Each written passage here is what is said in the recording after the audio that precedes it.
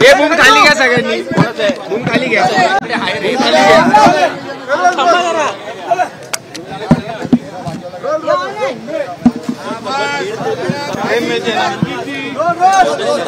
महाराष्ट्राच्या राजकारणात एक नवीन समीकरण जुळताना दिसतंय। मनसे आणि शिवसेना यांची युती होणार का?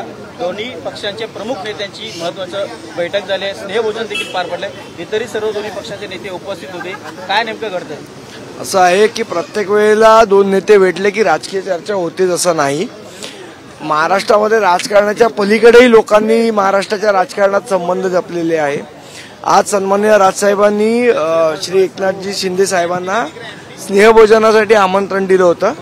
त्या स्नेहभोजनासाठी ते होते। काही जुन्या गोष्टींच्या आठवणीत सुद्धा उजाळा निघाला, बाळासाहेबांच्या आठवणींचा उजाळा निघाला, याच्या व्यतिरिक्त काही नाही। महापालिका स्थानिक स्वराज्य संस्थांच्या निवडणुका जवळ आलेल्या आहेत, त्यापूर्वी ही पायाभरणी होती का मनसे शिवसेना युतीची? मला असं वाटतं की आत्ता काही याच्यामध्ये राजकीय चर्चा झाली नाही। आज जी काही चर्चा होती ती वैयक्तिक होती आणि स्नेहभोजनाचा फक्त कार्यक्रम। मनसैनिक आणि शिवसैनिक अनेक वेळा इच्छा व्यक्त करतात या दोन महत्त्वाचे पक्ष एकत्र आले पाहिजे। नाही, आमच्यामध्ये काही विचारांची तफावत नाहीये ना। शेवट हिंदू हृदय सम्राट बाळासाहेबांचे विचार आहेत आणि सन्मान्य राजसाहेब तर बाळासाहेबांचेच विचार पुढे नेत आहेत। एकनाथजी शिंदे पण तेच करतात, त्यामुळे काही वैचारिक मतभेद नाहीये। पण आज युतीची चर्चा नव्हती एवढं सांगतो की आज होती ती नाही। आज मी तुम्हाला सांगितलं आज राजकीय चर्चा नव्हती, स्नेहभोजनाचा कार्यक्रम होता। राजसाहेबांनी त्यांना स्नेहभोजनासाठी आमंत्रण दिलेलं, त्या आमंत्रणाचा स्वीकार करून ते आज आले होते। दोन्ही पक्षांमध्ये मनभेद आणि मतभेद दोन्ही नाहीयेत, दोन्ही पक्षांमध्ये मनभेद आणि मतभेद दोन्ही नाहीयेत।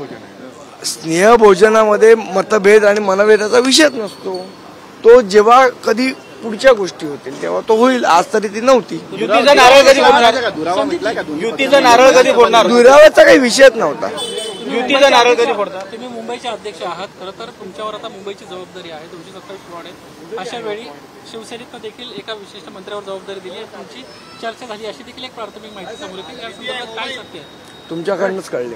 दोन्ही पक्ष एकत्र आले तर फायदा होईल का दोन्ही पक्षांना? मुळात असं आहे की आत्ता ह्या काही चर्चा नाहीयेत आमच्या पुढे आज फक्त स्नेहभोजनाचा कार्यक्रम होता। ज्या वेळेला या कुठले विषय पुढे येतील त्यावेळेला निश्चितपणे त्याच्याबद्दल तुम्हाला सांगू। संदीप भाई